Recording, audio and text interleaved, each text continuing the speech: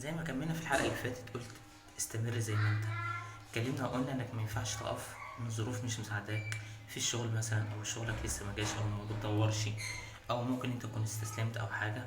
ده مش معناه انك تيأس، ده مش معناه انك تفضل واقف في مكانك، ده مش معناه انك تقدر انك يعني تفضل دايما في حتة انك واقف في مكانك. لا، حاول، جرب، اسعى، شوف مضمون حياتك، دور على نفسك، دور على ذاتك، دور على حلمك، ما تيأس، ما تستسلمش. مش كل عقبة في حياتك هتبقى هي اللي تخليك واقف في مكانك. لا، حاول، شوف نفسك في حاجة، اشتغل، اجتهد، استمر، ما تقفش.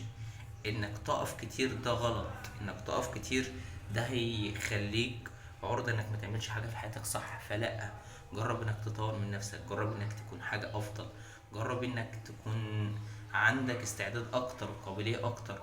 جرب ان انت تكون مالي نفسك، مالي مكانك، عارف انت بتعمل ايه، مظبط حياتك، مظبط شخصيتك، مظبط كل جوانب حياتك. انا عارف ان كل بنت وكل ولد وست شباب بيمروا بظروف صعبة، والبنات برضه في ناس بتشتغل.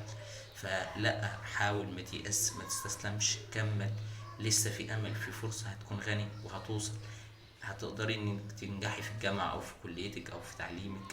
حاولي، اصرفي على نفسك، ما تعتمديش على حد، اعتمدي على ربنا، تمام؟ ثم على نفسك. ما تقفش دايما وتعتمد على غيرك في اي حاجة. لا، استمر بحلمك، استمر بهدفك، استمر باهدافك وباحلامك. ما تقفش، ما تعتمدش على الظروف، ما تقولش مثلا انا خلاص دي النهاية. لا، في امل، هتقدر تنجح، هتقدر توصل. كل حاجة محتاجة صبر.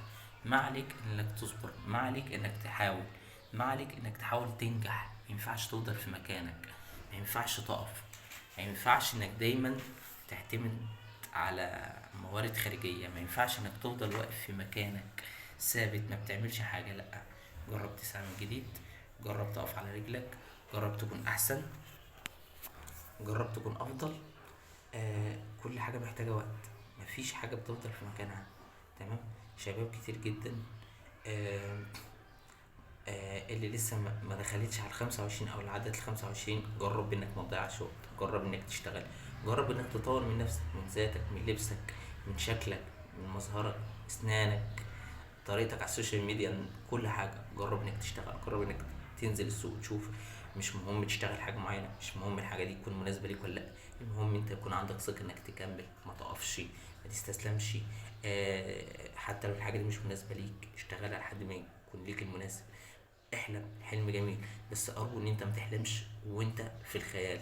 ادخل الواقع، جرب، حاول، لسه في امل، لسه في فرصة، هتقدر تنجح، هتقدر تحقق. كل حاجة محتاجة شوية صبر وشوية تعب، مفيش حاجة بتفضل على حالها.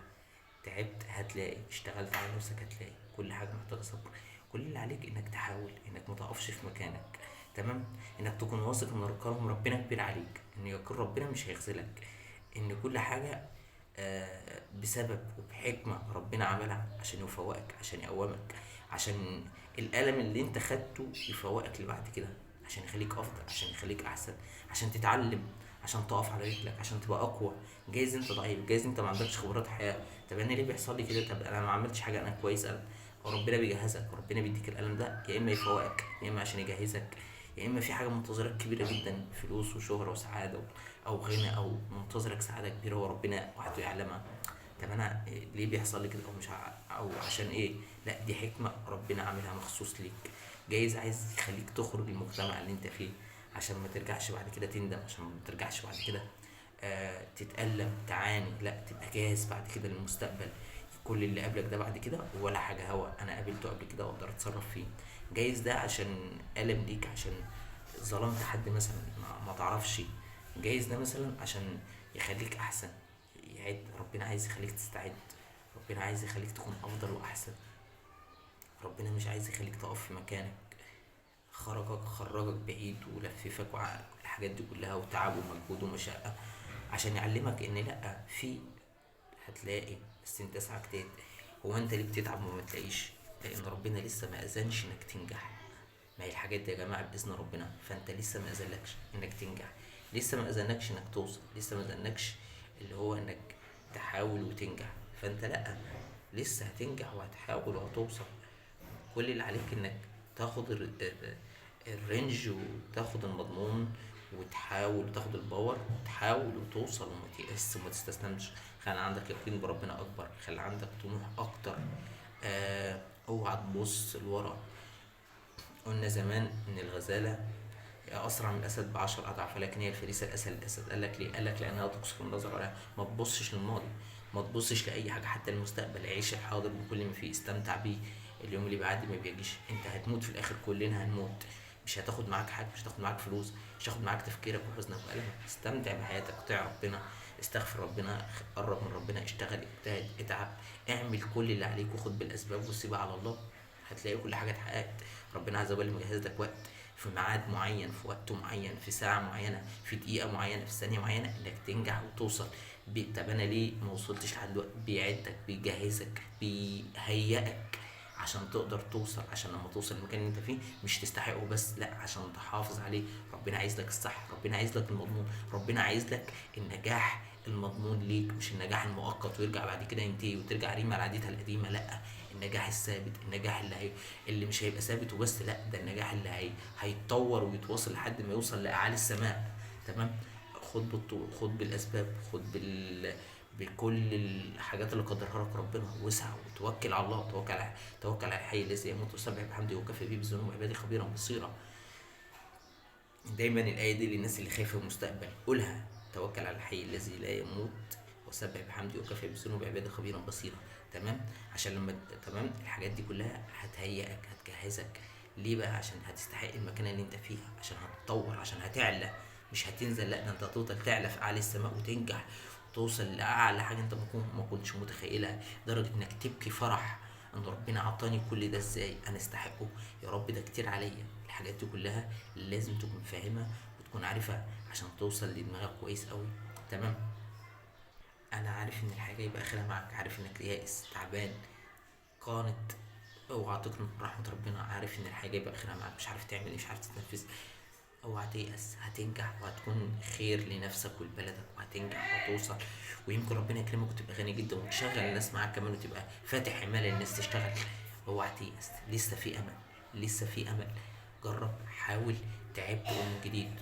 انت هتقول لي انا تعبت مره واتنين، اتعب، اتعب تاني وتالت وعاشر ومية والف، لحد ما هيجي الوقت اللي ربنا هينجحك فيه. ربنا بيحبك، ربنا مش كاره لك، ربنا منتظر بس الوقت المناسب عشان انت تنجح. سايب لك وقت معين عشان تنجح، عشان تستحق مكانك. لان ربنا لسه بظلام العبيد، ربنا مش هيديك حاجه انت ما تستحقهاش، لازم تكون تستحقها.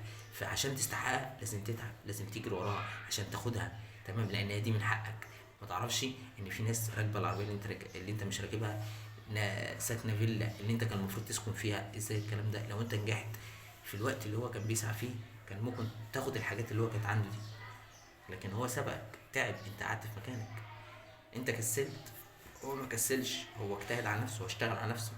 ففي فرق كبير جدا ان احنا نشوف واحد ناجح من بعيد، ايوه يا عم ده تلاقي ابوه وامه منير، مفيش الكلام ده، هو مش كده. هو ده تعب واجتهد في الوقت اللي انت كنت قاعد ومكسل فيه. فلا، اوعى تيأس، حاول، اجتهد. انا بشتغل على نفسي، بطور من نفسي، بدور على المستشفيات وبشتغل، وبدور على حلم في التمثيل وده، وبحاول وبجتهد وبشتغل على نفسي وبطور من نفسي. بصلي برضه ربنا، ما بعملش حاجه تغضب ربنا، ما قربتش لحد، ما قربتش لبنت، ما بعكسش حد، ما بكلمش حد، ما بعملش حاجه تغضب ربنا. بصلي، بذكر الصباح والمساء، قيام ليل، قران، ذكر، دعاء، مع نفسي، مع حالي، بشتغل، بجتهد، بسعى. مش واقف في مكاني، مش راضي وبقول لا انا خلاص هستسلم، لا، ما عنديش الكلام ده. انا طموحي ملاش حدود، عندي طموح وعندي اهداف، وهنجح وهحققها، وهكون غني وهكون مشهور وهوصل لكل اللي انا عايزه. تمام. طب انا ليه لسه ما وصلتش وبهيئتي دي؟ ربنا بيجهزني، لسه ما جاش الوقت. ساعه ما يجي الوقت، تمام، ربنا هيخليني انجح. كل حاجه هتيجي لوحدها. طب انا اعمل ايه؟ اصبر وادعي واكمل في طريقي، ما اقفش. ربنا هينجحني. جرب الحاجات دي واتاكد انك هتنجح.